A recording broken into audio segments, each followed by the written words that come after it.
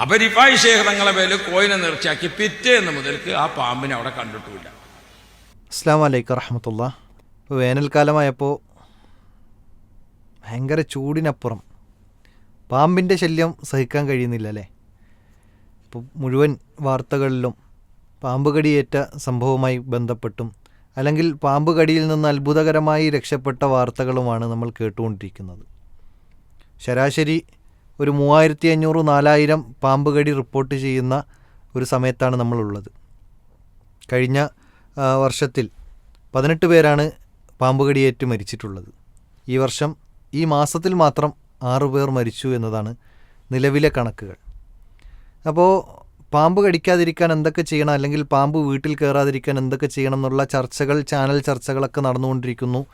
അതിൽ വാവ സുരേഷും അല്ലെങ്കിൽ പാമ്പ് പിടിയുമായി ബന്ധപ്പെട്ട വിദഗ്ധരായ ആളുകൾ അതിൻ്റേതായ ചില പോസിറ്റീവായ ഭൗതികമായി ചെയ്യാൻ കഴിയുന്ന സംഗതികളൊക്കെ പറയുമ്പോൾ ഒരു ആത്മീയമായി എന്ത് ചെയ്യണം എന്ന് പറയേണ്ട വിശ്വാസി സമൂഹം അതിൽ ഒരു ഉസ്താദ് എന്തൊക്കെയാണ് ചെയ്യേണ്ടത് എന്ന് പറയുന്നുണ്ട്. അത് നമുക്ക് അദ്ദേഹത്തിൻ്റെ സംസാരത്തിലേക്ക് ആദ്യം, വിചിത്രമായ വാദത്തിലേക്ക് ആദ്യം കേൾക്കാം. നാട്ടിലൊക്കെ നേരത്തെ വീട്ടിലും പരിസരത്തുമൊക്കെ പാമ്പിന്റെ ബുദ്ധിമുട്ടുണ്ടായാൽ നമ്മൾ എന്ത് ചെയ്യും?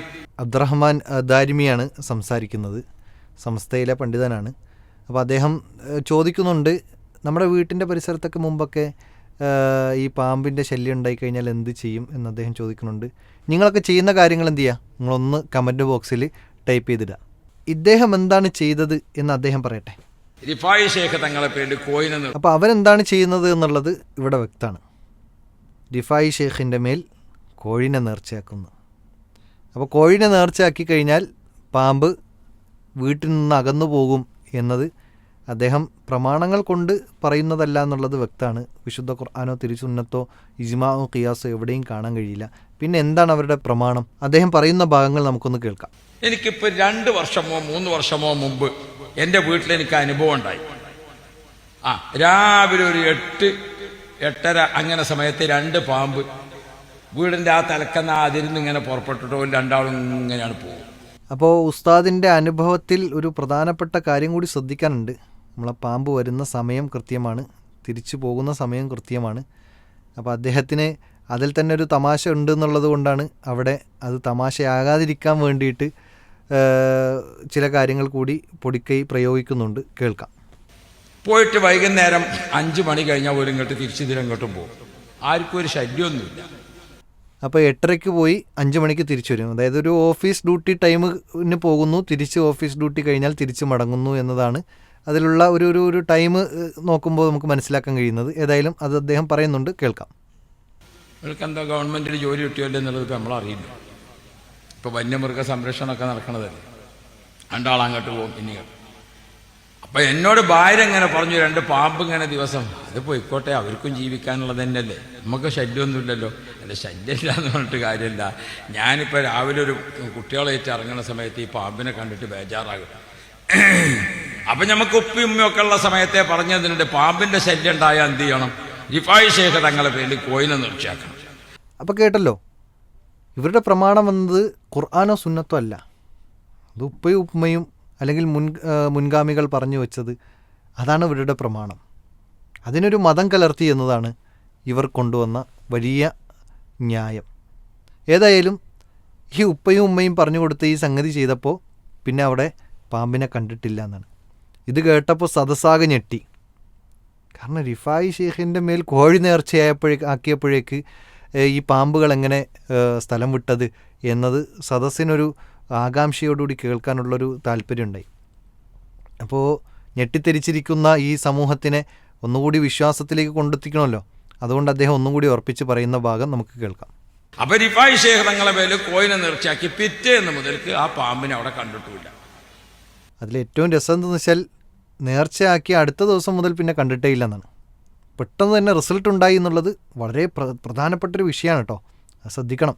ഏതായാലും അദ്ദേഹം ബാക്കി പറയുന്നത് കേൾക്കാം. ഇതിപ്പോൾ എൻ്റെ അനുഭവത്തിലുള്ള സംഗതിയാണ്, ഇപ്പം നിങ്ങളില്ല എന്ന് പറഞ്ഞിട്ട് കാര്യമില്ല. അങ്ങനെ ആളുകളൊക്കെ ഇതൊരു വിശ്വസിക്കൂല എന്ന ഒരു തോന്നലുണ്ടായത് കൊണ്ടാണോ എന്നറിയില്ല, നിങ്ങൾ പിന്നെ ഇപ്പോൾ ഇല്ല എന്ന് പറഞ്ഞാലും എൻ്റെ അനുഭവത്തിലുള്ള കാര്യമാണല്ലോ എന്ന് പറഞ്ഞതിനെ സ്വയം ന്യായീകരിക്കാനാണ് നോക്കിയിട്ടുള്ളത്. ഏതായാലും ഈ ഉസ്താദ് കിതാബ് പഠിച്ച ഉസ്താദ് തന്നെയാണല്ലോ. വിശുദ്ധ ഖുർആൻ്റെ വചനങ്ങൾ എന്തായാലും വായിച്ചു നോക്കിയിട്ടുണ്ടാകുമല്ലോ. എന്നാൽ ഇവിടെ ഞാൻ ചില കാര്യങ്ങൾ ഓർമ്മപ്പെടുത്താൻ, പൊതുസമൂഹത്തിനോട് ഓർമ്മപ്പെടുത്താൻ ഉദ്ദേശിക്കുകയാണ്. ഇതുപോലെ പല രൂപത്തിലുള്ള ആത്മീയ തട്ടിപ്പുകളുമായി ഉസ്താദുമാർ രംഗത്ത് വരും. അവിടെ ഉമ്മത്ത് കരുതിയിരിക്കണം. കാരണം എന്ന് വെച്ചാൽ ഇതിപ്പോൾ ഈ ആത്മീയ തട്ടിപ്പിനപ്പുറം, ഒരു ആത്മീയ ചൂഷണങ്ങൾക്കപ്പുറം നമ്മുടെ വിശ്വാസത്തെ പോലും ഇത്തരം ഉസ്താദുമാർ കവർന്നെടുത്തുകൊണ്ടിരിക്കുന്നുവെന്നാണ്. കാരണം ഈ റിഫായി ഷെയ്ഖിൻ്റെ മേൽ കോഴിയെ നേർച്ചയാക്കുക എന്ന് പറഞ്ഞാൽ എത്ര വലിയ അപരാധമാണ്. നമ്മൾ നിസ്കാരത്തിൽ എന്താ പറയൽ? ഇന്ന സ്വലാത്തി വനുസുക്കി വമഹ്യായ വമമാത്തി ലില്ലാഹി റബ്ബിൽ ആലമീൻ. എൻ്റെ നിസ്കാരം, നേർച്ച, ജീവിതം, മരണം, അറവ് എല്ലാം ആർക്ക് വേണ്ടിയാ? അള്ളാഹ്ക്ക് വേണ്ടിയിട്ടാണ് എന്ന് നമ്മൾ സ്വയം പ്രഖ്യാപിക്കുകയാണ്. അപ്പോൾ അള്ളാഹ്ക്ക് മാത്രം എന്ന് പറയുമ്പോൾ അല്ലാത്ത ആളുകൾക്ക് വേണ്ടിയിട്ട് നേർച്ച ചെയ്യാൻ പാടില്ല. അപ്പം അല്ലാത്ത ആളുകൾക്ക് വേണ്ടി നേർച്ച ചെയ്യുക എന്നത് ശിർക്കാണ്. ഇവിടെ ഇദ്ദേഹം പറയുന്നത് എന്താണ്?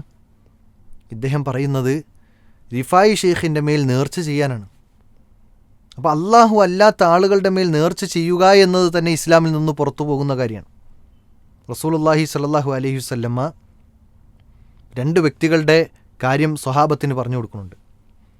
അത് പറയുമ്പോൾ ഈച്ചയുടെ ഉപമയാണ് പറയുന്നത്. 2 ഈച്ചയാൽ സ്വർഗത്തിൽ പോയ, 2ാമത്തെ വ്യക്തി ഈച്ചയാൽ നരകത്തിൽ പോയ ഉദാഹരണം പറയുന്നുണ്ട്, സംഭവത്തെക്കുറിച്ച് വിവരിക്കുന്നുണ്ട്. ഹദീസിൽ നമുക്ക് ഇപ്രകാരം കാണാൻ സാധിക്കും. ഹദീസിൽ റസൂലുള്ളാഹി സ്വല്ലല്ലാഹു അലൈഹി വസല്ലമ പറഞ്ഞു, ദഖലൽ ജന്ന, സ്വർഗത്തിൽ പ്രവേശിച്ചു, റജുലുൻ ഫി ദുബാബിൻ, ഒരു ഈച്ചയാൽ ഒരു മനുഷ്യൻ സ്വർഗത്തിൽ പ്രവേശിച്ചു. വീണ്ടും റസൂലുള്ളാഹി സ്വല്ലല്ലാഹു അലൈഹി വസല്ലം പറയാണ്, വദഖലൻ നാറ റജുലുൻ ഫി ദുബാബിൻ, ഒരു ഈച്ചയാൽ ഒരു മനുഷ്യൻ നരകത്തിലേക്കും പ്രവേശിച്ചു.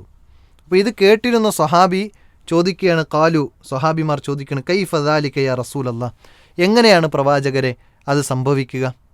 പ്രവാചകൻ സല്ലല്ലാഹു അലൈഹി വസല്ലം വിശദീകരിച്ചു കൊടുത്തു, മർറ റജുലാനി അല ഖൗമിൻ ലഹും സ്വനമുൻ ലാ യജൂസുഹു അഹദുൻ ഹത്താ യുഖറബ ലഹു ഷൈഅൻ. അതായത് 2 ആളുകൾ ഒരു നാട്ടിലൂടെ സഞ്ചരിച്ചു പോയിക്കൊണ്ടിരുന്നു. എന്നാൽ ആ നാട്ടുകാർ അതുവഴി പാസ് ചെയ്ത് പോകണമെങ്കിൽ ആ നാട്ടുകാരുടെ ഒരു ആചാരമാണ് അവിടെയുള്ള ദൈവത്തിന് എന്തെങ്കിലും ഒന്ന് സമർപ്പിച്ചു പോകണം, എന്തെങ്കിലും ഒന്ന് അറവ് നടത്തി അതിനുശേഷമേ അവിടെ നിന്ന് മുന്നോട്ട് പോകാൻ സാധിക്കുകയുള്ളൂ. അങ്ങനെ അവർ അതുവഴി പാസ് ചെയ്തപ്പോൾ അവർ പറയുകയാണ്, ഖാലു ലഹു ഖദ്ദിബ് വലൗ ദുബാബൻ, ഒരു ഈച്ചയെങ്കിലും ഒന്ന് സമർപ്പിച്ച് അറുത്തിട്ട് നിനക്ക് പോകാം എന്ന് പറയുമ്പോൾ ഫഖറബ ദുബാബൻ, അങ്ങനെ ആ മനുഷ്യൻ അത് കേൾക്കുകയും അവിടെ അറവ് നടത്തുകയും ചെയ്തു. ഫഖലൗ സബീലഹു ഫദഖലന്നാർ, അങ്ങനെ അവൻ്റെ വഴി തുറന്നു കൊടുത്തു, അവന് പോകാൻ അനുവാദം കൊടുത്തു. അവനെന്തായി? നരകത്തിലേക്കാണ് അവൻ ശരിക്കും പ്രവേശിച്ചത്. അവൻ ആ ഈച്ചയെ അവിടെ ബലി നടത്തിയതോടുകൂടി അവൻ അതിൽ ഷിർക്ക് സംഭവിച്ചു, അവൻ നരകത്തിലേക്ക് പ്രവേശിച്ചു. ഇനി തീർന്നില്ല. റസൂലുള്ളാഹി സ്വല്ലല്ലാഹു അലൈഹി വസല്ലം പറഞ്ഞു, വഖാലു ലി ആഖിർ, 2ാമത്തെ വ്യക്തിയോട് അവർ ഇതേ വാചകം പറഞ്ഞു, എന്ത് ചെയ്യണം? ഖദ്ദിബ്, നീയും അർക്ക് എന്ന് പറഞ്ഞപ്പോൾ ഫഖാല മാ കുൻതു ലി ഉഖദ്ദിബ ലി അഹദിൻ ഷൈഅൻ ദൂനല്ലാഹ് അസ്സ വജൽ, അല്ലാഹ്ക്ക് പുറമെ ഞാൻ ഒന്നിനും ഒരു നിലക്കും അറവ് നടത്തുകയില്ല എന്ന് ഉറപ്പിച്ച് പറയണം. അങ്ങനെ ഉറപ്പിച്ച് പറഞ്ഞപ്പോൾ എന്തായി? ആ മനുഷ്യനെ അവിടെ വച്ച് അവർ വധിക്കുകയാണ് ചെയ്തത്. അങ്ങനെ അദ്ദേഹം സ്വർഗത്തിലേക്ക് പ്രവേശിക്കുകയും ചെയ്തു. അപ്പോൾ ഒരു ഈച്ചയെ, നിസ്സാരമായ ഒരു ഈച്ചയെ ആ വഴിയിലൂടെ നടന്നു പോകാനുള്ള അനുവാദത്തിന് വേണ്ടി മാത്രം ഇവിടെ ബലികർമ്മം നടത്താൻ പറഞ്ഞപ്പോൾ അതനുസരിച്ചതിൻ്റെ പേരിൽ നരകത്തിലേക്ക് പോവുകയും അനുസരിക്കാത്തതിൻ്റെ പേരിൽ സ്വർഗത്തിലേക്ക് പോവുകയും ചെയ്ത സംഗതിയെക്കുറിച്ച് റസൂലുള്ളാഹി സ്വല്ലല്ലാഹു അലൈഹി വസല്ലം ഗൗരവത്തിൽ നമുക്ക് ഓർമ്മപ്പെടുത്തി തന്നിട്ടുണ്ടെങ്കിൽ, ഇവിടെ പാമ്പ് ശല്യം, പാമ്പ് കടിച്ചാൽ ഒരുപക്ഷെ മാക്സിമം പോയാൽ മരിക്കും. അപ്പോൾ ആ മരണത്തിൽ നിന്ന് പിന്നീട് നമുക്ക് വിശ്വാസം ശരിയാണെങ്കിൽ സ്വർഗത്തിലേക്ക് പ്രവേശിക്കാൻ കഴിയും. എന്നാൽ ഇദ്ദേഹം പാമ്പിൻ്റെ വിഷത്തേക്കാൾ വലിയ വിഷം ചീറ്റുന്ന ഷിർക്കിൻ്റെയും കുഫറിൻ്റെയും അധ്യാപനങ്ങൾ സമൂഹത്തിൻ്റെ മുമ്പിൽ ഇട്ടുകൊടുക്കുന്ന ഈ ഉസ്താദുമാർ പറയുന്നത് എന്താണ്? പാമ്പിൻ്റെ ശല്യം മാറാൻ അതിനേക്കാൾ ഭയാനകരമായ ലോകത്തേക്ക്, നരകത്തിലേക്ക് ആപതിക്കുന്ന സംഗതികളെക്കുറിച്ച് പഠിപ്പിച്ചു കൊടുക്കുന്നു. അത് ചെയ്യാൻ വേണ്ടി സമൂഹത്തെ പ്രേരിപ്പിക്കുന്നു. റിഫായി ഷെയ്ഖിൻ്റെ മേൽ കോഴി നേർച്ചയാക്കാൻ, ഒരു ഈച്ചയെ നേർച്ചയാക്കിയതിൻ്റെ പേരിലാണ് മനുഷ്യൻ നരകത്തിൽ പോയതെന്ന് ഇസ്ലാം പഠിപ്പിക്കുമ്പോൾ, അള്ളാഹു അല്ലാത്ത ആളുകൾക്ക് വേണ്ടി നേർച്ച നടത്താൻ പാടില്ല എന്ന് ഇസ്ലാം പഠിപ്പിക്കുമ്പോൾ, ഇവിടെ ഉസ്താദ് വന്നിട്ട് പറയാണ് കോഴിയെ നേർച്ചയാക്കാൻ. അതോ ആർക്ക്? അല്ലാത്ത ആളുകൾക്ക്, റിഫായി ഷെയ്ഖിന്. എങ്കിൽ പാമ്പിൻ്റെ ശല്യം മാറുന്നതാണ്. ഏതായാലും സഹോദരന്മാരെ, ഖുർആനും സുന്നത്തും നമുക്ക് പഠിപ്പിച്ചു നൽകുന്നത് നേർച്ച അള്ളാഹുവിന് മാത്രമാണ്. ഒരു സൃഷ്ടിക്കും, ഒരു ഷെയ്ഖിനും, പ്രവാചകൻ സല്ലല്ലാഹു അലൈഹി വസല്ലമയ്ക്ക് വേണ്ടി പോലും ഒരു നേർച്ച നടത്താൻ പാടില്ല. പ്രവാചകൻ്റെ മേൽ ഒരു നേർച്ച നടത്താൻ പാടില്ല, ഒരു അറവ് നടത്താൻ പാടില്ല. ഇവിടെ കോഴി സമർപ്പിക്കാനാണ് പറയുന്നത്, അതും അള്ളാഹു അല്ലാത്ത ആൾക്ക് വേണ്ടി. ഈച്ചയെ ബലിയറുത്തതിൻ്റെ പേരിൽ നരകത്തിൽ പോകേണ്ടി വന്നിട്ടുണ്ടെങ്കിൽ ഇദ്ദേഹം പറഞ്ഞത് അതിനേക്കാൾ ഗൗരവമേറിയ സംഗതിയാണ് എന്നത് നമുക്ക് തിരിച്ചറിയാൻ കഴിയും. നിസ്സാരമായ ഈച്ചയുടെ വിഷയത്തിൽ പോലും ഇത്രയും ഗൗരവമേറിയ വിഷയം പറഞ്ഞു, നരകത്തിലേക്ക് പ്രവേശിക്കേണ്ടി വന്നിട്ടുണ്ട് എന്ന് പറഞ്ഞു.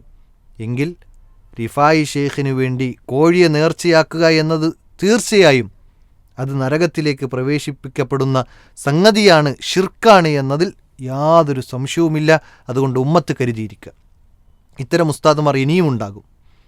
ഇനിയും ഇത്തരം വാദങ്ങളുമായി പല ജാതീയ ഷിർക്കൻ കർമ്മങ്ങളും പ്രചരിപ്പിക്കാൻ വേണ്ടി സമൂഹത്തിൻ്റെ മുമ്പിൽ വരും. ഇവരെ കരുതിയിരിക്കണമെന്നും ഇത്തരം അനാചാരങ്ങളിൽ നിന്ന്, അന്ധവിശ്വാസങ്ങളിൽ നിന്ന് വിശ്വാസി സമൂഹം മാറി നിൽക്കണമെന്നും വിശുദ്ധ ഖുർആനും തിരുവചനങ്ങളും പഠിപ്പിച്ച ആ ഒരു മാർഗത്തിൽ നിലകൊള്ളണമെന്നുമാണ് ഉമ്മത്തിനോട്, മുസ്ലിം സമൂഹത്തിനോട് മൊത്തത്തിൽ ഓർമ്മപ്പെടുത്താനുള്ളത്. അള്ളാഹു അതിനുള്ള തൗഫീക്ക് നൽകി അനുഗ്രഹിക്കുമാറാകട്ടെ. അസ്സലാമു അലൈക്കും വറഹ്മത്തുള്ളാഹി വബറകാതുഹു.